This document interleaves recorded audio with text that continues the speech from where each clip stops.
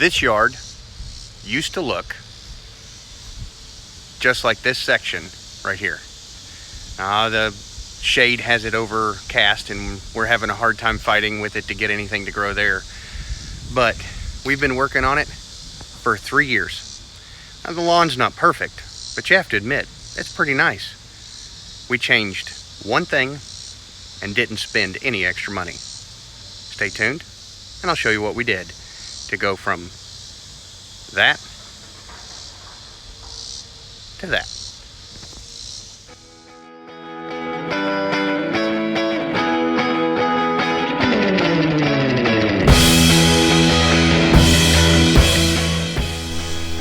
Hey guys, this is John, author of the Cabin Owner's Manual, owner of Cardinal Custom Lawn and Outdoor.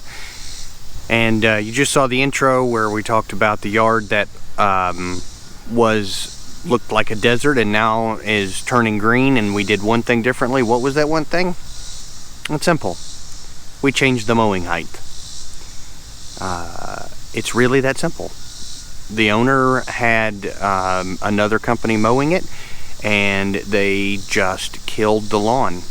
We came in and started working on it, and the lady that owns the property wasn't really interested in spending a lot of money, and she asked me if I could fix it, and I said I can. It will either take time or money. Which would you like to spend? And she said, let's just take some time. I said okay. So we changed the cutting height. That's it. On that particular property, we just let it grow to seed, and then we would cut it, and then we would let it grow to seed again, and then we would cut it. And that way we are reseeding the lawn every time we mow it, and we're adding organic matter that is 60 to 70% water, 5-6% nitrogen, and it just helps the lawn to grow. That's all we did. That is it. That's the only thing. Cut the lawn higher. I've got some pictures here that I'm going to show you of a lawn. Tell you a little bit of the story. One of the family members passed away. The neighbor was trying to be nice and mowed the lawn, and we usually take care of it, but the neighbor mowed the lawn just as a gesture to the family, trying to show them that he cared. The only problem with it was that he cut it the same height that he cut his lawn. Now his lawn is Bermuda grass, and it is beautiful. He's had it for years. It's manicured. He mows it twice a week, and it is fantastic. The lawn for our client is fescue, rye, and bluegrass, but he cut it at the same height that he cut his lawn, and it has killed portions of the lawn.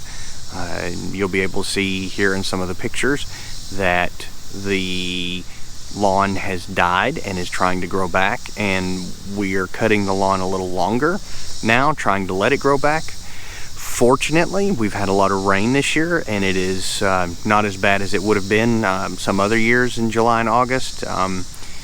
It's been really hot, and don't get me wrong, it's about 95 degrees right now out in the sun, and it's pretty humid. I mean, you know, we're cooking out here today working. It's one reason I came and sat down in the shade. But guys, if you'll notice, the back part of the lawn that was in the gate, he didn't mow that. And so this is the difference 3 months later, after he mowed the front and the lawn has died and we're trying to get it to grow back. And the back of the lawn is still green and luscious and beautiful. And the difference is the mowing height. That's it. That's all there is. It's the mowing height makes the difference. A lot of people move up here from the Gulf Coast, and they're used to having Bermuda grass or St. Augustine or something else that grows low and stolonizes, and they want the grass cut at 1.5 inches. And that's probably the biggest complaint that we get, is that our grass looks too long, and they can't believe that we let the grass get that long. Guys, if the grass gets to be 4 inches long, it's okay. It's allowed to be 4 inches long. That's probably actually really healthy for the grass. In fact, for fescue and bluegrass and rye, we typically mow it about 3 inches in the spring, 3.5 inches in the summer, and 4 inches in the fall. We do that because in the spring there's a lot of growth, there's a lot of rain, and we try and keep it under wraps. In the summer there's usually not as much rain, and it's a lot of heat and direct sunlight, and we try and let the grass grow to protect it. And then in the fall we let it grow about 4 inches because it shades out the weeds over winter. And in the spring, whenever the spring starts up, a lot of the weeds will start up growing before the grass really kicks in, and the 4-inch grass kind of gives it a little bit of shade and will shade out a lot of the weeds. And voila, all you have to do for weed control is mow your grass longer. Guys, it's really pretty simple. Actually, the first lawn that I ever did was from a guy that had lived down in the Gulf Shores, Alabama. Came up here, and in the fall he hired me to fix his lawn, and it was just horrible. And we went in and we aerated it, and we raked it, and we dethatched it, and there wasn't much to dethatch. It was mostly just weeds. And we sowed new grass seed, and it was, when the spring came up, and it was absolutely beautiful. I was so happy with it. By fall, the lawn was dead again. And he called me in, and he was so mad. He said, "John, what did you do to my lawn?"